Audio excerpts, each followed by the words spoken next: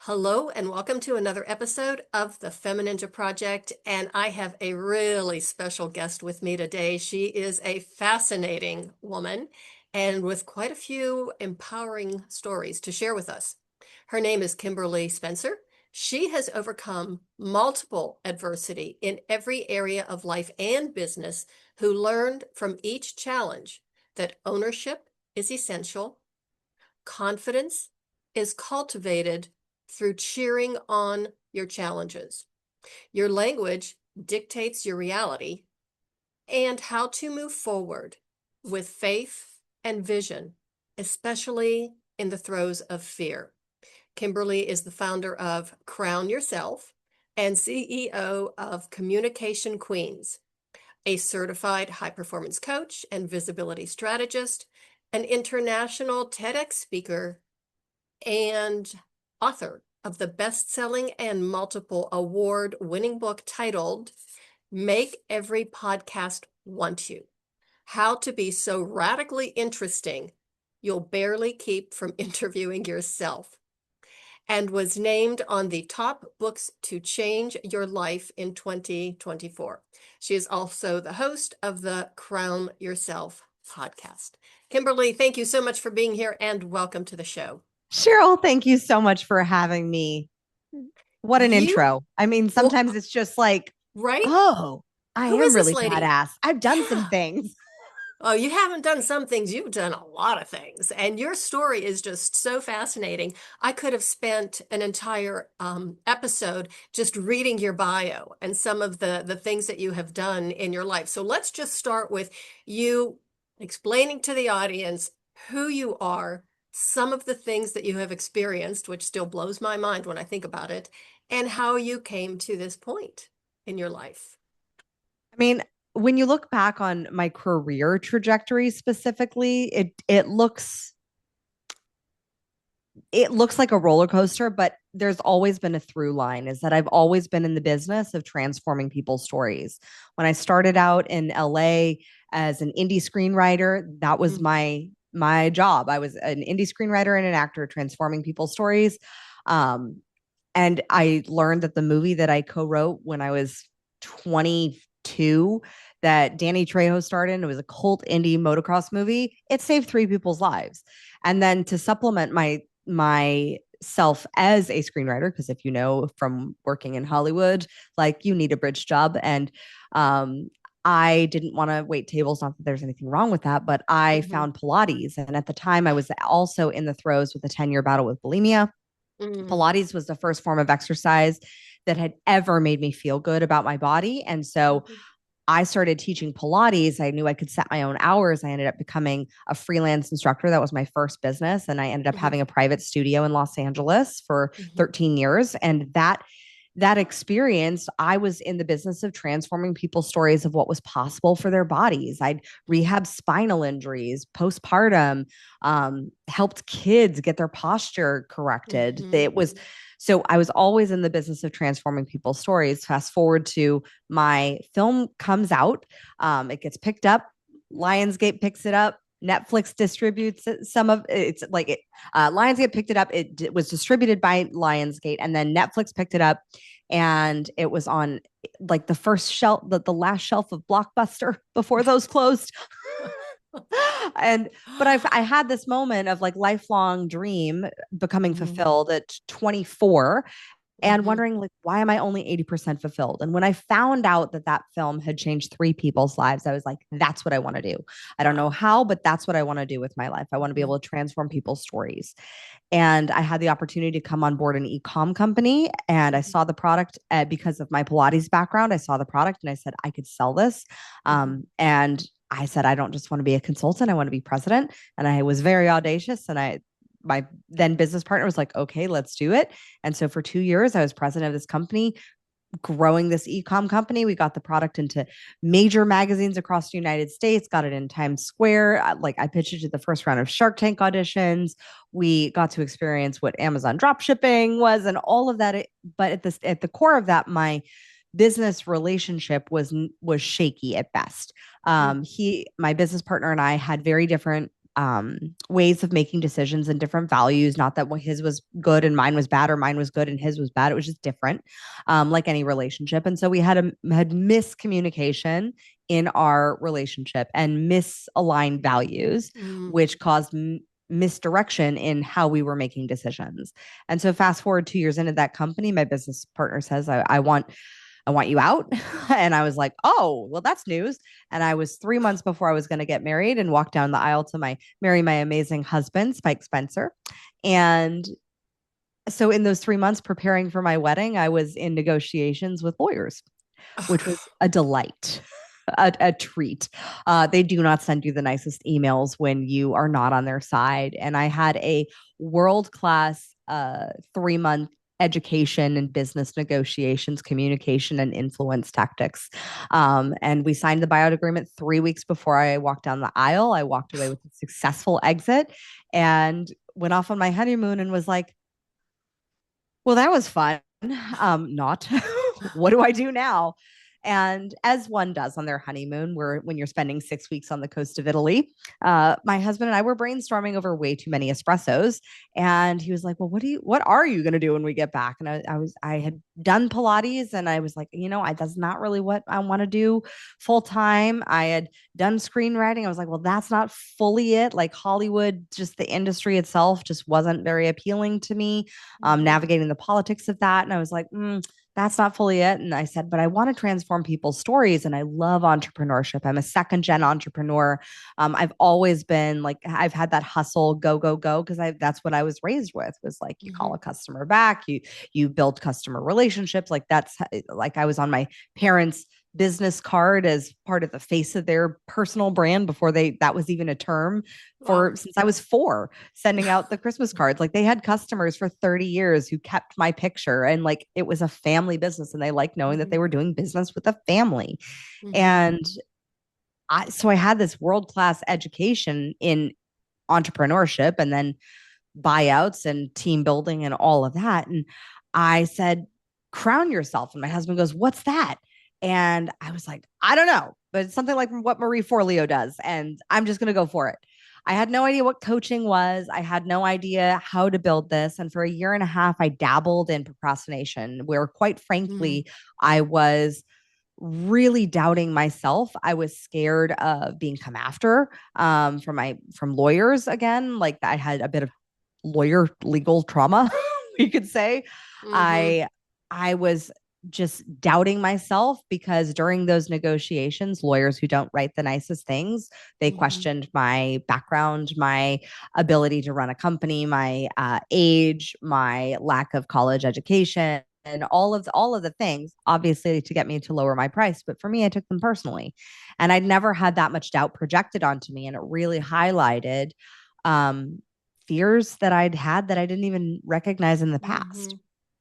And a year and a half in, my business had made a whopping $115. And I said, this isn't working. And we were $40,000 in debt by then. We're $100,000 if you include my husband's debt. I personally was in $40,000 from investments into my business.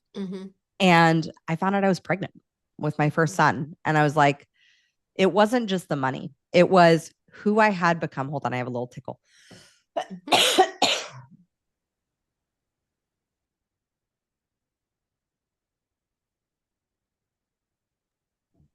It was who I had become in the process of that year and a half. I found myself complaining. I found myself blaming my former business partner. Found myself complaining about money, complaining about my circumstances. And I was in such a space of blame and a victim mindset that by the time I found out I was pregnant, I was like, this is not the person I want raising my child. Like, I know this side of me. I experienced it with my body with bulimia. And now I just have business bulimia and money bulimia.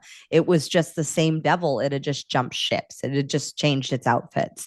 And I said, I know I can fix this because I healed myself from bulimia with no psychological or medical intervention. I knew it was a mindset block, and I knew I had a 9-month deadline to figure it out. But then fast forward, a couple years later, I did. And by 2018, I'd replaced my husband's income as the breadwinner. And Then by 2020, we got stuck in Australia and I was sole provider for the fam because my husband's industry completely shut down, and ended up building a second business on top of it because podcast casting was so lucrative for my coaching company, and then just have been growing ever since. How did you end up in Australia? So my husband's a voice actor. So Okay. goes to like the Comic Cons, Hmm. and he's well known in a tiny little sect of the world for Japanese anime characters that he's voiced in video games. Hmm. And so we were over there. I joke, we were hanging out with the cast of The Walking Dead. I kid you not, as a global pandemic was breaking out. You can't make this stuff up. Couldn't make it up. Like, I was like, well, these people know how to survive. Uh-huh. Yeah, how'd that work out? I mean, it worked out great. Mhm. We were in what I call the Florida of Australia. So Okay. Australia closed everything down. And so Hmm. there was no planes in or out. And my husband and I, we were like, we always wanted to live in Australia. And so we said, well, how long could this last? 2 weeks to flatten the curve, right? That's what we were all told. Uh-huh. And so 2 weeks in, I said, well, we have a 3-month visa. It probably won't go longer than that. Let's just stay and see what happens. And my parents were over there vacationing with us because they were like, oh, they'd never been to Australia. And Hmm. we put them on the last plane out, and I hugged my dad for what would be the last time. And I I was like, let's go on this adventure. And it was just me, my husband, and then our one son. Now we have 3 beautiful children, but Hmm. then just one. And we got an Airbnb for a short-term rental. We saw a need in the marketplace for a longer term stay, and people with Airbnb properties were kind of needing our business because there weren't anyone coming in. Hmm. And so we had power of negotiation in that. My business was making money in US dollars. So we had a 30% exchange rate. So everything was cheaper for us. Hmm. And it was, we lived by the beach for 2 years, and it was an amazing experience. And where our state was, as long as we didn't leave the state, we had a very, aside from the major lockdown that everyone experienced for the first like 6 to 8 weeks, aside from that, we had a very normal life for Hmm. 2 years. Um, as long as we didn't leave the state. For there was like an 8,000 person waiting list to get back into the state of Queensland in Australia if you Oh. left. And like people couldn't get back in for their breast cancer treatments, but Oh. fortunately we just made the decision not to leave, and that we had a wonderful 2 years there. My husband ended up fulfilling a lifelong dream of his, which was to become a chef. I sent him to chef school because we had to, after the first 3 months, the tourism, they're like, yeah, I know you stayed for 3 months, but and I know there's no planes out, but you kind of got to show that there's a reason to prolong this. And I said, well, let's just like be intentional. Hmm. Let's switch to a student visa and stay for a few years because we really don't know how long this is going to last. And we were living a great life, and we said, okay, great. Well, so my husband went to chef school, and then I got pregnant and I ate his homework, and it was a great trade-off. Okay. Say that last part again. So my husband, going to chef Uh-huh. school, his homework is to make food. And so Okay. he would bring his homework home. All righty. And he was, you know what's funny? He was the only person who was like, I'm going to bring a cooler to feed my family. Like nobody else was doing that because they would have so much food that they would cook, and that you can only eat so much for lunch. Right. And he was like, well, I'll just take this home. And nobody else was thinking of it. But granted, he's a 50 something year old man in a class of a lot of 20 and 30-year-old kids. So kids, I say that myself, but like us youngsters being there. But and then once he started doing it, then everyone was like, oh, that's actually, we can do that. We can take this home. And I was like, well, you're paying for it anyways, like with your tuition, like take the goodie box, like take it home, feed Oh, your families, give your mom a that's gift. hilarious. I mean, that's almost like, hey, the dog ate my homework. It's like, well, this is a little bit different. I'm going to take my homework and feed it to my family. Feed the dog. Feed the dog with your homework.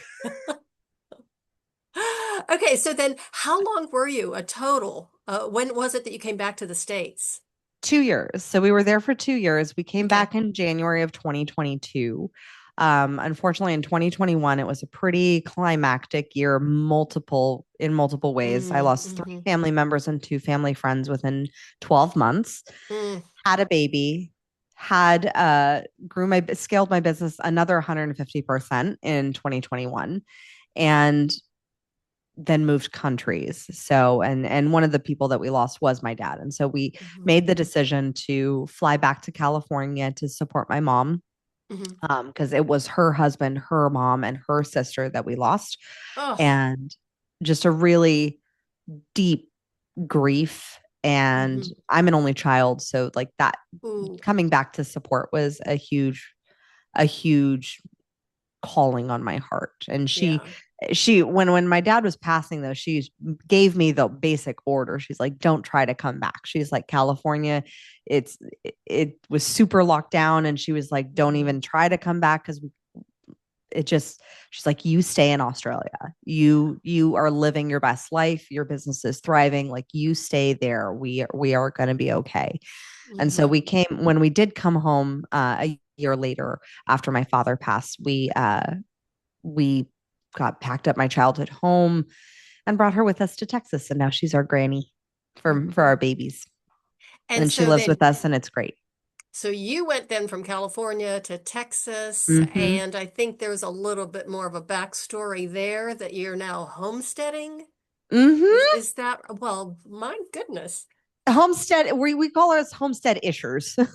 Like Homesteading. we Okay. still Oh, gotcha. very much go to the grocery store, and my Okay. husband is learning the ropes of gardening and being able to feed us, but you Mm-hmm. never know in these crazy times what the necessity may be. So we wanted to have space. If you Mm-hmm. have lived in California, especially in Los Angeles, what you can get for what you can get out in Texas is a shoebox in California. Yeah. And I wanted to raise my kids with land, with space, with Mm-hmm. family values. And we just moved to a community outside of Austin that is just so beautiful, so supportive.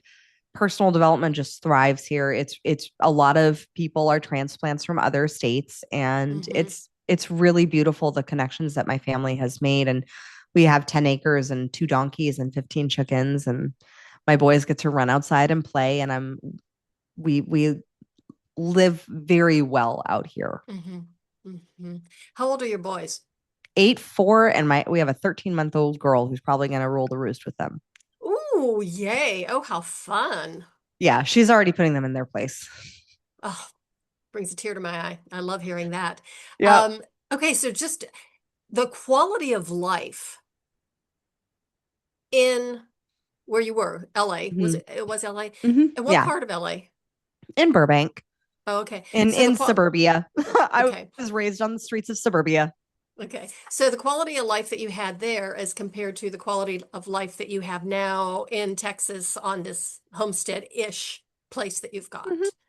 Just kind of give us a little. I mean, I lived in a great space in suburbia in Burbank. Like I Mhm. had the running path, I had neighbors, I had everyone that I knew and loved and grew up with, and yet at the same time, Mm. a, a lot of my friends in California, they don't have kids. And Hmm. uh what I was noticing from the kids that my child was meeting, my then 3, 4 year old, was a lot of kids were super materialistic. And it was about Ah. like, oh, are you driving the latest electric, like 5 year old Tesla? Like it was, and I was like, that's not how I want my kids really thinking. Yeah. Like I want them to be proud of making money. Like later today, we're gonna go to some of our neighbors' houses and sell eggs. They've already pre-ordered. My Hmm. 8 year old is quite the entrepreneur. He was sending Hmm. out sales messages yesterday. But I wanted him to be able to just embrace all of the beauty of nature, Hmm. the beauty of climbing a tree, the beauty of being outside and like being not so focused on what you can get from other people, Mm-hmm. but in building skill sets that are like nurturing and stewarding the land, taking care Mm-hmm. of Mother Earth, like being aware of the seasons of life, of the seasons Mm-hmm. of planting, of when it's time to harvest. Like that's something that I think we've lost in our city culture. Mm-hmm. And as much as I love living by the beach Mm-hmm. uh for 2 years and it was beautiful, I did get a little tired of and I missed green. Like I Yeah. had the white big buildings and the beautiful blue ocean and the beautiful like brown sand that was like just dusty snow, but it was I missed green and being Mm-hmm. surrounded by trees and beauty and Mm-hmm. hill country. Like it's really beautiful and that just brings a calmness and serenity to my heart. Mm-hmm. Well, and the ability to have animals like you do, and especially with your kids, learning the Yeah. responsibility of taking care of animals and just having that relationship with them. I mean, that's a pretty special thing that you probably couldn't have done. Yeah. Yeah. I mean, I used to collect caterpillars back in my backyard and had grew up with a cat, but no donkeys and no chickens. And think even in our community in Burbank, like you weren't even allowed to have like livestock chickens. Um, so we wanted to be a little bit more sustainable Mhm. and Mhm. who knows where this world is going. I am not a Mhm. feudalist. I am very Mhm. much the unsinkable optimist. Mhm. I have a deep belief in humanity, in our awakening to how powerful we actually are. And I wanted to have more sovereignty over my choices so that if Mhm. challenges come up with oil and the food supply system, as we are seeing and probably will be seeing in the upcoming months, Mhm. that we are able to sustain and support our family and hopefully even beyond that, our community. Mhm. Mhm. Yeah, it's really interesting times in which we live, that's for sure. I think for those of us who chose to come down here, because I personally believe that we all, choose Right. to come into this life at with the parents that we are gifted with the parents that were like, okay, these are the ones. Like I feel like my father fully equipped me for this season of life. Like Mhm. I grew up in a very supportive, beautiful household of play where the underlying theme was also my dad's alcoholism. And Mm. I'm on this show that's coming out in the summer called Damon John's Next Level CEO. And Mhm. in being on that show, I'm having to go through all like my B-roll and gather home videos and all that stuff that you see on like docuseries and things like that. And so I was going through some of the video, and there's some that like my mom and I, we like no one else would notice a difference, but we do. Mhm. Like we just Mhm. notice we're like, can't watch that. Can't watch that one. Mhm. Like it's just where he's just off. And that was part Mm. of my childhood, was really figuring out who this person was that was going to be walking through the door. Was he going to be Mhm. safe? Was he going to be abusive? Was he going to be uh, kind and loving and compassionate, like the amazing person that he was when he was sober? Mhm. I got to learn early level pattern recognition, and that is a gift. And so I do think that level of chaos that you experience when you are raised by an alcoholic and an addict Mhm. is something that when you are able to see the skill sets that gave you, it Mhm. it can equip you to handle so much in life. And I think that that's part of the reason as to why I've been able to accomplish so much is because Mhm. from an early age I learned very early level pattern recognition, Mhm. good or bad. I don't believe that there's morality in it. I think that it is what it is. Mhm. But that I think that all of us who have chosen to come into this life at this time, like we're freaking warriors. Like we are amazing. And when we can recognize and come out from the illusion of like how of being under someone else's control and recognize how Mhm. powerful we are unstoppable when we come together in community Mhm. and realize we have far more connection than we do division. Mhm. And like I always say, one of my favorite sayings, there is a warrior in each and every one of us just waiting to be unleashed. And that's Mm-hmm. not saying it in a negative way. It's not about, making war. It's not about confrontation. It's actually about learning how to work around things like confrontation and obstacles, and some that are thrown in our path intentionally, some just happen, but to be able to maneuver your way around that, keeping yourself and your family safe at the same time, Mhm. that is the real meaning of a warrior. It's not, oh, let's go out and kill things. I love that you brought that up because I think that the idea of the warrior gets so misconstrued. I forget Hmm. who said it. Um, but an ancient principles, like the greatest warrior is the one who does not want to go to war. Right, right. Like you have the skill sets, you're fully equipped, you can Hmm. absolutely do it. And it's like that scene from Hunger Games 2 with Katniss Everdeen when she's being called back into like the Quarter Quell. If you've ever seen that movie, it's one of my favorites. I I haven't. love the whole series. And when she's being called back into, and she's like, no, don't send me back. And yet she can absolutely crush it and do it, but Hmm. she doesn't want to. Hmm. Well, yeah, I've actually written a lot about, the spirit of the warrior and all that kind of stuff, just with Mm-hmm. my background and everything. And all a warrior truly wants is peace and harmony, and to be able to take care of themselves, their communities, their families, and the animals, the environment, everything. That is our responsibility. That it's kind of like that's what our service is for, is to take care of everybody. I'm not saying throw everything else away and take care of everyone except yourself, but that's part of the entire, you know, um, essence, let's say, of the warrior and the spirit of the warrior. Mm-hmm. Yeah. Yeah. I watch a lot of Marvel movies given my son's age.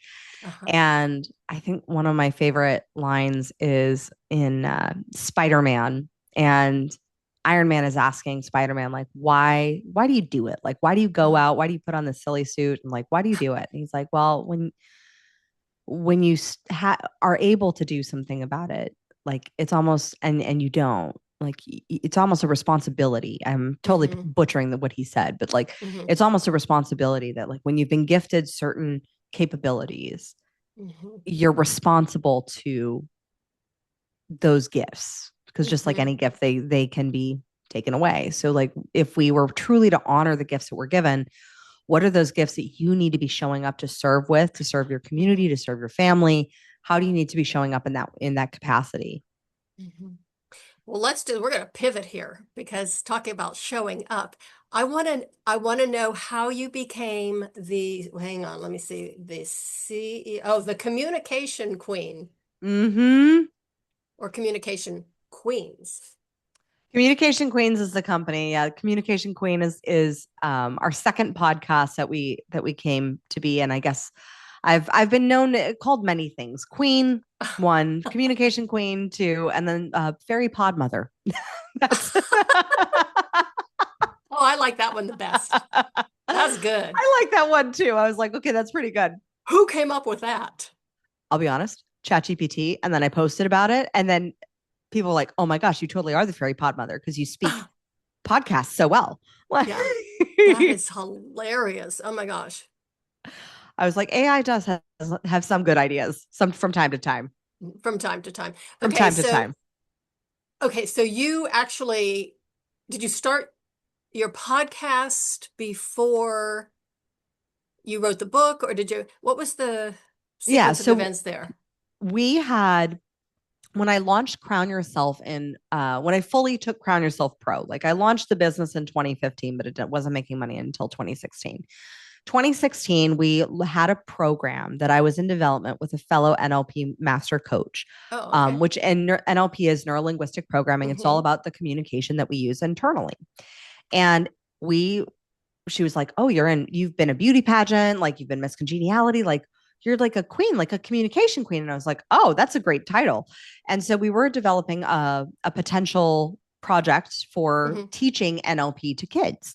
Mm-hmm. And that project ended up not going anywhere, but I always loved the name. And I was Mm-hmm. like, I think I might bring that back at some point. Mm-hmm. And she went off and did something completely different. Built an amazing auto dealership out of Las Vegas, and she's just doing something different. I was like, okay, I'm gonna take this and run with this. So when we had the success that we had with podcast guesting and with Crown Mm-hmm. Yourself, where I was going Mm-hmm. on multiple podcasts, and I found that with a little amount of time, I was able to generate over $250,000 in new business revenue for our coaching company. And I said, well, that's Jeez. something that's pretty spectacular. So Mm-hmm. we tested it with other industries. And I launched a Mm-hmm. program called Communication Queens, basically about how to get your voice out there on Mm-hmm. podcasts and how to leverage them to grow your business. And then from that course that I created, I then had people saying, we don't really just want to do the course. We want you to do it we want you to do it for us. Like, just get me booked on the shows. So we started the Done For You agency and we pivoted into that model. Mm-hmm. A few years into that model, by 2024, that model was completely a cash flow hell for me. I Mm-hmm. was struggling with management. I was also pregnant. I was also doing a book tour for the book because in Uh, 2024, I had what I call the death tax come for me. And after processing grief for 2 years, um, but in 2023, I started to really think, like, if I had 12 months left to live, what would I regret not becoming? And I mm-hmm. highly recommend anyone listening ask themselves that question because it's very specific in the language. What would I regret not becoming? Not what would I regret not doing? Because it's not about Mm-hmm. it's not about doing more. It's who do you want to be in this life? Like, how do you want to show up? And what challenge would allow you a process of becoming that is a worthy endeavor? Mm-hmm. And for me, that was becoming a solo best-selling author. Mm-hmm. When I first launched Crown Yourself, in 2015, I was a part of a multi-author best-selling book called The Start. Um, I didn't feel like I really wrote that as a writer Mm-hmm. because it was an interview-based book, Mm-hmm. and they just transcribed the interview and put it into a book. And there was always a part of me that was like, that's not authorship for me. Mm-hmm. And I've always been a writer. I was a screenwriter. I've always wanted to be an author. And I said, okay, we're going to do this. So I started writing Make Every Podcast Want You in 2023 after seeing the success that our clients were having from podcast guesting in their own industries, Mm-hmm. because I had to make the book make sense for me as a Mm-hmm. businesswoman. Because I'd started writing a book years ago, about a decade ago, and it didn't go anywhere. I got halfway done with the book, but then my coaching business took off, and a book is a long time endeavor. It is Mm-hmm. an endeavor that you don't get paid for up front for the most part, unless you're a well-known author. You're not getting advanced royalties. And I said, I have to have this make sense for a business. So Make Mm-hmm. Every Podcast Want You, it demonstrates my acumen as a high performance business coach. It also demonstrates our acumen with our Communication Queens guesting strategy and how we think through podcast guesting for our clients. So it plays to both businesses, and that's what I had to have it be so that I would finish it. Well, Mm-hmm. fast forward to June of 2024, I am, or May of 2024, I realize I'm still halfway done and this book is not close to being finished. Uh-huh. And I said I was going to release this on September 30th of 2024 on International Podcast Day. Mm-hmm. And I was like, oh, this has to come out. Like, this has to come out. And so I locked myself in an Airbnb. I gave my kids to my husband and my mom, and I said, you guys take care of them for 4 days. I am finishing this book, and when I come back, I will be done. And I came back and I had about 10,000 words left to finish up and wrap up that last final chapter. And Mm-hmm. that's what happened. And then I got it off to the editor and we published the book. And by September, it came out September 30th, bestseller on multiple categories, Mm-hmm. stayed in the top 0.5% of books on Amazon for a week Mm-hmm. because of the strategies of podcast guesting, because of the strategies of the book release that we Mm-hmm. applied, which we now consult on in our Communication Queens agency. And then I looked at my business and I said, I don't love just talking about podcast guesting, because the clients that I saw that were getting the most success had a Mm-hmm. full comprehensive visibility ecosystem, and they knew how to create and leverage and cultivate and nurture relationships. They weren't just Mm-hmm. going on guesting as a form of just, I call it a visibility one night stand. Right. Like, it's you meet the host, you never hear from them again after your interview, you maybe Mm-hmm. post the episode and share it. And I was like, that does not a relationship make, nor do I want Mm-hmm. that um as a business model. So Hmm. we really look at the whole comprehensive system. And I tell people in the beginning stages, because a lot of people want to start their podcast, but they don't think about guesting. And I Hmm. say, when you are thinking about starting a podcast, look at where your business is at. I had a thriving top 2% podcast, Crown Yourself, since 2019. I have the whole production underway. We do it all internally. My team does an amazing job with it. And I have gotten clients and we've gotten revenue from it, and it's monetized, not in the way that traditional monetization goes with like Hmm. ads and things like that. But I said, I know how to operate this as a business, but so many people want to start a podcast and their business is not in the shape that it needs to. So they're basically like in a relationship and that's, challenged and Right. struggling. And they're like, you know what we should add? A baby. Let's add a Oh. baby to this mix, and that will solve the problem. Hmm. Never has that saying worked ever in the history of time. Hmm. So funny. Okay, so what would you say to someone who's listening to this right now, Mhm. who, they already have a business that's maybe not doing well, or they're struggling, or they're thinking about maybe trying to, grow their business, do something like adding a podcast to their portfolio, or God forbid, writing a book, to add to their portfolio, because I always say writing a book is not for the faint of heart. It And the is fact that not. you locked yourself into an Airbnb for 4 days, it's like, whoa, you are the queen. And it was a tiny house Airbnb, so I had nowhere else to go. Like Oh, I literally, yeah. it was a beautiful mind Airbnb. Like there were post-its on the walls with like strings attached and like arrows, and yeah, it was a full like creative portal Airbnb, and I highly recommend it. And I know there's some amazing book coaches out there that will support you, and like if that is your ambition to write your book in a week and to get it done, but at the same time we want to look at like what is the purpose of it. And that's the biggest thing where like I have to put on my business coaching hat. I've been an Mhm. entrepreneur for 17 years. So many people, they're like, they do these one-off visibility things like getting on a New York Times billboard, like writing a book, like doing a Mhm. podcast, and they don't leverage them, and they are under leveraged authority building assets in their company, and Mhm. they have the potential for leverage, but they're just not being maximized. And Mhm. so if where you're at is like you want to start something, you want to have an authority building asset that really positions you as a thought leader and in your industry, have something. I will say with books, I don't like the little pithy tiny books, like the ones that are just like, I'm an author. And I'm like, there's a big difference between like, I think my book is upwards of 300 pages Yeah. versus like, here's my 80-page like pamphlet I was with gonna say that's with exactly what I used to say, is that that's not a workbooks in book. line. Yeah, that's a brochure. It's a pamphlet. It's just, yeah, to me it's a not only a cheat, it's almost kind of like cheap. And Yeah. and Yeah. And that's my thing is I like luxury. I will be honest, I'm a very bougie person. I'm not very Mhm. materialistic, but when I buy something, I do like it to be very nice and high quality. Yes. And looking at some the cheap kind of ways to have visibility and to like position yourself as an authority, a lot of people see through that, I think, these Hmm. days. And I think more and more, especially in the era of AI, we're noticing AI written content. Our intuition is Hmm. getting sharper. It is recognizing, wow, this author didn't even care to even put their heart and soul into and like pour Hmm. into. They just kind of wrote it with AI. Hmm.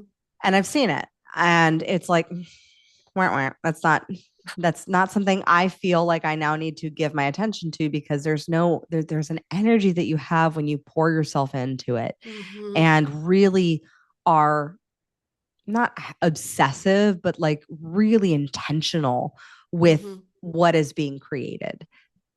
Not only as an author, but as a reader, you can feel that. You can sense it. I mean, I've been reading, I went to a thrift store a couple of weeks ago and bought 10 books, 10 books for $3. and I'm halfway through my bag of books because I mean I love to read, and Yeah. I'm actually working on two more books myself, but it's just you feel as a reader, the emotion and what the author is saying. I mean, to me, that is just such a gratifying feeling. And they're books that I just cannot put down. And Hmm. there's where I live now, there's a local, it's not right in my town, but it's down in the city, a group of authors. And they're very well known, and they're always posting on Facebook, and they're having events all the time. And I was looking at just the other day these events, and the authors themselves, it's like, wow, she put out 50 books in the past, 2 months. And I'm like, how do you do that without AI? Hmm. How do you do that? Yeah. And, and I'm looking through all of the content of some of these authors, and every book cover is almost the same. And every storyline is almost the same. And I thought, there's no depth, there's no contrast, there's nothing here. It's the same thing over and Hmm. over again. And how did you do 50 books in a few months? Yeah. So I Yeah. like the fact that people can recognize that. Yeah. And I think they're, it's AI is a tool, and I Hmm. definitely leveraged AI with my research for the book and Hmm. with helping with structure. Because, especially with, I think AI is a great tool for building structure with our creative brains, Hmm. especially for us more neurospicy types. Hmm. Like Hmm. being able to like see, okay, well, I don't need to retell this story a third Right. time. Hmm. Yeah. It's already in chapter one. It's already in. Hmm. So it helps to build structure into the storyline. But I Hmm. think when you use it to write the entirety of the book, it Hmm. gets lazy, especially ChatGPT. Hmm. ChatGPT starts getting like loosey goosey, and it's like it knows it's getting an A, kind of like that kid who's like, I know I'm gonna get an A because I know the teacher, and like I know, and so it's just kind of it starts to then produce the same like slosh, Uh-huh. and you got to be on it, and Hmm. it's it, and then after reading it, it's like, well, that's not felt like that's not you can feel it when someone has really poured themselves into Hmm. a book, a film, a movie, something creative. And I think it can be great for like I use AI every day. I am Hmm. used it yesterday to support with a client building out their event with like helping design the workbook. But Hmm. I said, here's the questions that I wanted to have. Here, like, there's intention in that. I was like, I don't need to do the design. Like, I don't need to have that whole, like, I don't have, it's a workbook. Like, I don't need to Right. have it be a perfectly beautiful everything, but I wanted it to be intentional. I wanted Hmm. it to have like certain quotes. I wanted it to have certain questions. I wanted it to have practical things so that after the event, people can like have an actual plan of like what to do. That's the intent, the human intent and the heart that goes into it. Hmm. And I saw a study recently that was like, cognitive, I forget what it I'm seeing it right in my mind, Cheryl. Like, when you It's see it and you're right like, there. I I'm know. seeing the study, it's right there. But it was like cognitive reasoning has gone Hmm. down like 30% in the past 2 years because of AI, because people have just gotten lazy with outsourcing their thinking. That's scary. Yeah. Yeah, I think so many people, I mean, we have just been so conditioned to have Hmm. ease, and Hmm. yet the path to growth, the path to mastery is never the path of ease. And I think there's a big misconstruction. People misconstrue. We're going to find a Hmm. word eventually. Hmm. I am a writer. Yes, I know that. We're going to like people misconstrue ease for flow. And I see Mm. a lot of women, especially as they're building out their businesses, are like, I want that, I need to be in flow. And okay, well, this offer isn't aligned and it's not selling. So maybe it's not flowing. And I'm like, flow also means rapids. Flow also means paddling. Like I used to go with my dad to go whitewater river rafting down the I think it's the Colorado River, the American River, Mhm. the one that runs through California. Mhm. And that river, we hit some class 4 rapids, and there's flow with a waterfall. There's flow with rapids. It's just you're paddling like hell and you're getting stuck on rocks and you're figuring it out and you're having to work your body. And then there's ease after that. It's like, oh, okay, now the book is out. Okay. Mhm. Now the podcast is out. Okay. Ooh, now we hit that next level. But we have to have those rapids in our life in order to have it mean anything. And Mhm. so often we think, so many business owners, especially women, and this is like one of the things that I just, especially spiritually led women I've seen too Mhm. in the more spiritual fields, they want to be in flow, but it is not always ease. Like sometimes you gotta literally go to the gates of hell and meet yourself and in the darkness and figure out what that thing is that is staring you back in the face in your business or in that next chapter that you're writing or in the podcast, Mhm. and why it's not getting more downloads. And then you work with that and you look at it and you face the shadow, you face the monster, and then you break the illusion that it had control over you. And Mhm. that's how our process of claiming power in the creative space. Like birth is a flowy process, but there's a season of contraction that does happen. Yeah, and that's not easy to get through. It's not. It definitely it takes full presence. Mhm. And one of the things that we outsource easily to AI is our presence. That we outsource to Mm. most of technology is our presence. Mhm. I don't know. I still feel a little gitchy about AI. I feel like, I think it's a great tool. I think it's wonderful, but I just, I want it to Oh stay in yeah. its lane. And even I Yeah, told good you luck. before, yeah, well, right. And I told you even before we started recording, I have an IT guy that I absolutely adore. He's just wonderful and he's brilliant. And he's been working with computers since he was 8 years old, so he knows all this stuff. And he was talking to me one time and he said, yes, I've turned my house into a living house. And I said, what does this mean? It's a house, you live there. And he says, well, it's, you just say it'll turn off your lights, turn on your lights, the oven, they do this, they do that. And I was like, that sounds a little creepy to me. He says, well, it's a little weird, but it's going okay. And then I talked to him a few weeks later and he said, I said, how's the house? And he says, I think it threatened me. And I'm like, whoa, is this even possible? Oh And he my says, well, gosh. yeah, it kind of is. And I'm like, do me a favor and, kind of pedal or, backpedal a little bit. But yeah, because I don't know. I mean, I am not a technical person. I'm a baby boomer. The fact that I can get on a computer and, record a podcast episode and then put it out into the world, to me, that's a minor miracle, well, major miracle, because we were not raised on this stuff. Yep. So yeah. And it's like, oh, everything, I'm skeptical with everything. Yeah. And I think I rightly so. I think the skepticalness is like very justified, Yeah. considering like my husband, for example, is a voice actor. Hmm. He signed a contract 15 years ago for a video game. They Hmm. came out with a part two of the video game, and his fans were like, oh, he wasn't as good in part two. And he's like, wasn't me. They copied his voice. They didn't pay him, Oh, not a dime.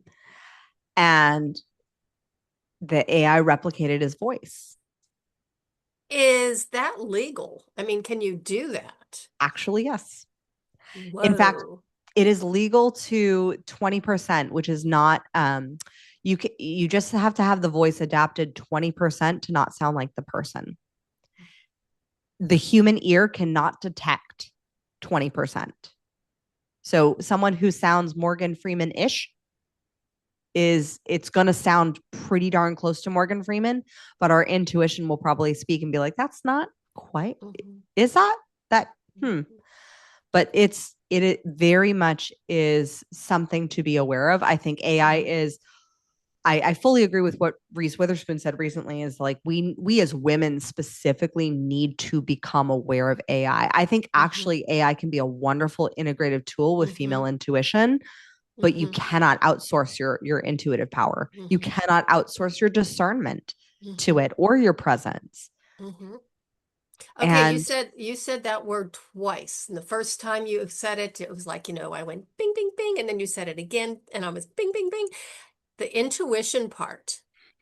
And I think that that, along with critical thinking skills over the past years since, maybe the lockdown, we've lost a lot of our critical thinking skills because we were told what to think and what to do.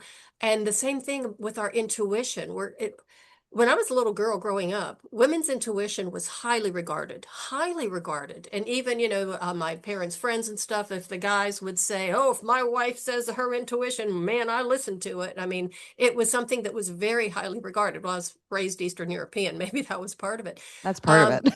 yeah, okay. But it was a big deal and nobody poo-pooed it. And then as I went through, my teenage years and started to be getting closer to adulthood, nobody ever talked about intuition anymore.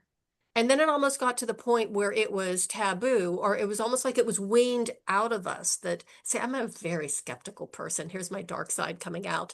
That, we were, don't listen to it. It's just, oh, you're making it up or you're imagining things. It's just hysteria, blah, blah, blah, blah, blah, blah. Because then it's easier to control a person if they don't trust their own instincts. Mm-hmm. Yeah. Mm-hmm. And instincts are different than intuition. Intuition is actually like our connection to source, to connective consciousness, to our higher Mm-hmm. consciousness. Mm-hmm. I mean, we have, and AI, as great as it is, it's rooted in conscious mindedness, which is all Mm-hmm. logic, data, reasoning. Mm-hmm. Versus our unconscious mind is rooted in emotions. AI doesn't Mm-hmm. have emotions. It has algorithms for how Mm-hmm. emotions can be perceived, but it Mm-hmm. does not have actual emotions. And Mm-hmm. scientists are still discovering the powers of our subconscious mind. But our Mm-hmm. subconscious mind is the goal getter, and it's the one with the connection when it's got a clear lane, when it's Mm-hmm. unmuddied and unmurkied from what I call Mm-hmm. plagiarized programming, which is Mm-hmm. other people's belief systems interjected that we've just adopted as our own Mm-hmm. and believe that that's the way that it is, that's the truth of it, when not necessarily is that the case. Mm-hmm. Then our unconscious mind is connected to higher consciousness when we clear and unmuddy the waters Mm-hmm. and unmuddy it from the beliefs of not enoughness, I'm not worthy, I'm not deserving, or I Mm-hmm. can't do it because I am this, that, or the other. Mm-hmm. All of those belief systems that muddy the waters of our unconscious mind. Mm-hmm. When we can clear that, that's when our intuition starts to speak a lot louder. And my Mm-hmm. husband now knows, like, he's like, Kim, when you say timing things, I just completely trust it. Like, Mm-hmm. he said, how long do you think we're going to be in Australia? And as much as the science and the news was saying 2 weeks and 3 months, and after 3 months hit, I was like, I think we're going to be here for 2 years, 2 to 3 years. And we had 2 to 3 years. And then we made the decision for it to be two. And then when we got back to California, he's like, how long do you think we're going to be in California? And I said, probably a year. And he goes, okay, great. And then we moved to Texas. He's like, okay, what do you see now? And I was like, well, I actually don't feel an end to this so long Mm-hmm. as we allow for our home to keep evolving with us. Right. And he's like, okay, great. And so it's like, Mm-hmm. okay, well, what evolutions need to happen inside of this home? So instead of moving to multiple locations, now we feel like our place where we plant roots, but like, how do we allow for that continual circle to just continue to expand and support, Mm-hmm. and the root of that trunk to get stronger? Mm-hmm. And that's where we're at today. But like, he no longer doubts it. He's like, when I have an intuitive hit, he's like, yes, let's fully lean into that. And what do you need? Mm-hmm. I told him So, 3 years ago, I said, we need to have plants, we need to have crops, because 2027 is going to be an incredibly rocky year. And he was oh like, yeah. okay.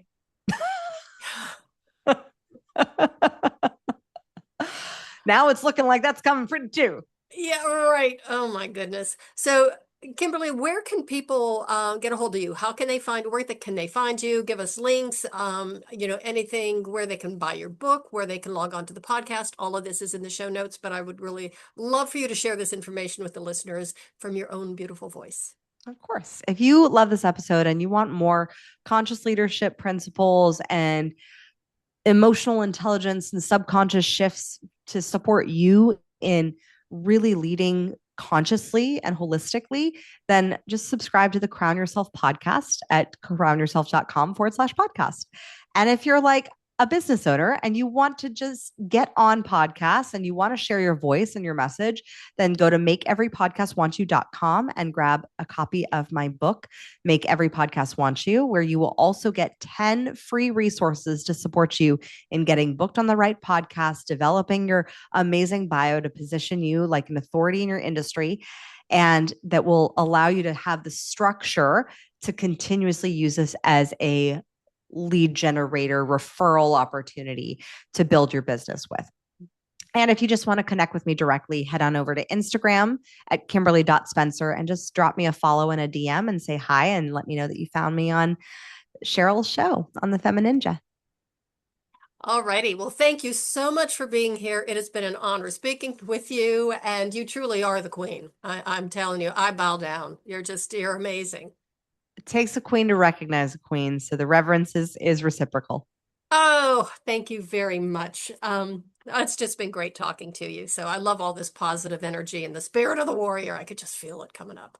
Heck yeah. I know, our poor husbands. Okay. They chose well. That's right. Everybody, thank you so much for listening. Please share this episode with everyone you know, especially if you're a woman in business or you're looking into getting into a business or starting one. Obviously, Kimberly is a wealth of information. She's got so much positive energy, and she would love to be able to help you. And so you can work your way into becoming a queen yourself, because remember, you already are a warrior.